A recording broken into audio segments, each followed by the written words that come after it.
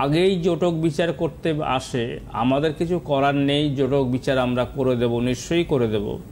কিন্তু ভাবা উচিত যে সন্তানের কোনো অশুভ দোষ আছে কিনা। দেখা যাচ্ছে জটক বিচার করতে করতে সন্তানের এই মাঙ্গলিক কালসর্প দোষ, বীর যোগ, সাড়ে সাতি, ভৌতিক যোগ, গুরুচণ্ডালী দোষ বা দারিদ্র দোষ হরস্কোপের মধ্যে রয়েছে। সেখানে কি জটক বিচার হবে, কি জটক বিচার করলে সেটা ঠিক হবে না, কোনো জটক বিচারে কাজ হবে না। আগে সেই সমস্যাগুলি ঠিক করতে হবে।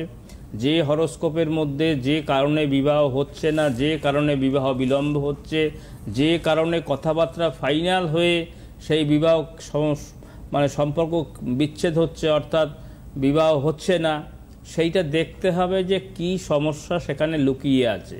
সেইটাকে আগে ঠিক করতে হবে, তারপরে আপনি জটক বিচার করুন।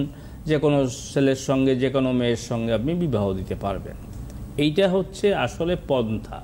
এই পন্থাগুলি যারা ফলো করে তারা কিন্তু নিশ্চয়ই জ্ঞানার হতে পারে। যারা পন্থাগুলি ফলো না করে তাদের জীবনে বহু বাধাবিঘ্ন।